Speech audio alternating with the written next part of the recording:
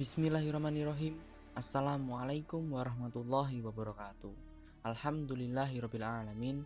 Kita diberikan kesempatan untuk dapat berjumpa kembali. Pada kesempatan kali ini, saya akan memaparkan sekilas kisah Kekhalifahan Islam di bawah pemerintahan dinasti Abbasiyah. Dinasti yang berdiri lebih kurang dari 500 tahun atau 5 abad, mulai berdiri pada tahun 132 Hijriah hingga 656 Hijriah atau 750 Masehi hingga 1258 Masehi.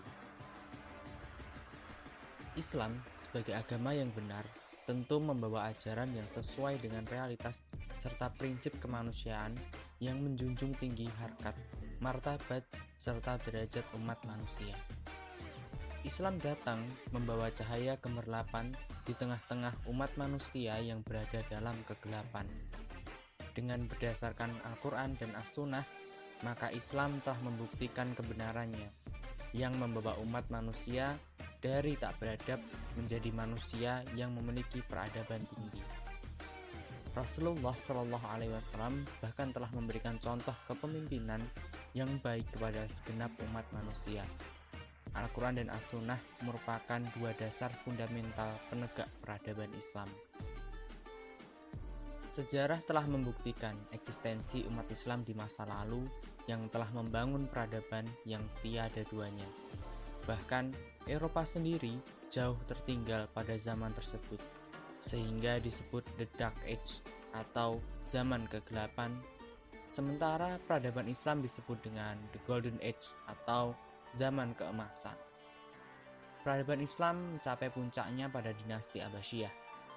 Setelah keruntuhan dinasti Umayyah, dinasti Abbasiyah membangun peradaban Islam atas asas ilmu pengetahuan.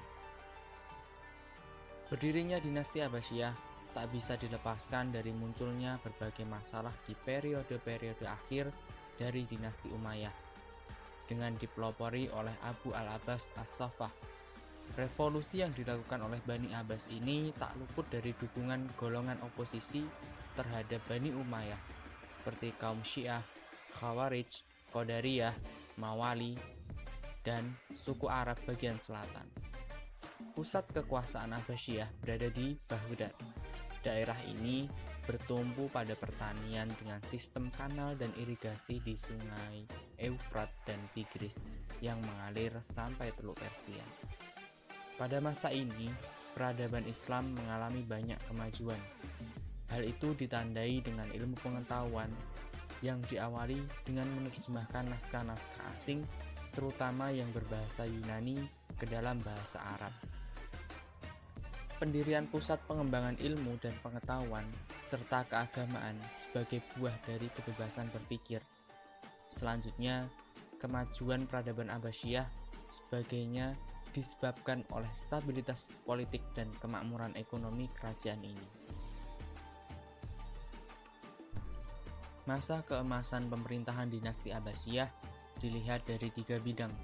Yang pertama, bidang ilmu pengetahuan, kedua, bidang ekonomi, ketiga, bidang seni dan budaya.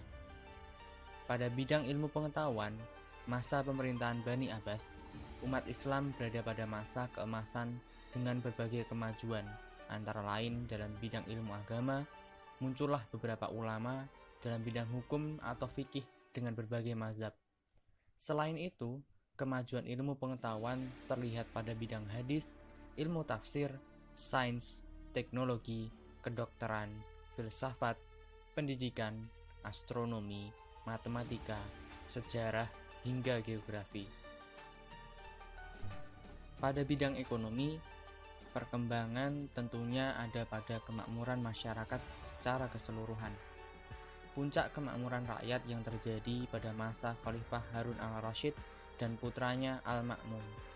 Kekayaan yang melimpah pada masa ini dipergunakan untuk kegiatan di berbagai macam bidang, seperti pendidikan, kebudayaan, sosial, kesehatan, pemasokan fasilitas-fasilitas umum, ilmu pengetahuan, dan kesusastraan, serta pada masa inilah berbagai macam bidang mencapai ke puncak keemasannya. Pada bidang seni dan budaya, Kemajuan seni zaman Abbasiyah dipengaruhi beberapa hal. Kemajuan tersebut disebabkan antara lain terdapat asimilasi antara bangsa Arab dan bangsa-bangsa lain yang lebih dahulu mengalami perkembangan dalam bidang seni, seperti Persia, Yunani, dan Hindia. Kebudayaan tersebut mencakup syair-syair, seni musik, arsitektur, kaligrafi, hingga penjilitan buku. Dinasti Abbasiyah telah membangun peradaban yang gemilang di bawah pimpinan Khalifah Harun al-Rasyid. Pepatah mengatakan, pintar-pintarnya tupai melompat pasti akan jatuh juga. Hal ini pun berlaku pada dinasti Abbasiyah. Meskipun dinasti Abbasiyah merupakan puncak peradaban, dinasti Abbasiyah pun mengalami kemunduran dan kehancuran. Secara rasional, seseorang yang telah mencapai puncak gunung, tentu suatu hari ia akan turun ke kaki gunung, karena ia tak dapat lagi melanjutkan perjalanan, karena tak ada lagi tempat di atas puncak gunung. Demikian pula dengan dinasti Abbasiyah. Sebuah dinasti yang mencapai puncaknya tentu secara perlahan akan mengalami kemunduran dan kehancuran. Masa kemunduran dinasti Abbasiyah. Para ahli sejarah merumuskan kemunduran dinasti Abbasiyah biasanya diklasifikasikan menjadi dua faktor. Yang pertama adalah faktor internal dan faktor eksternal. Pada faktor internal yang pertama adalah perebutan kekuasaan di dalam pusat pemerintahan dinasti Abbasiyah, menjadi titik awal dimulainya masa kemunduran dinasti Abbasiyah. Yang kedua adalah disintegrasi politik.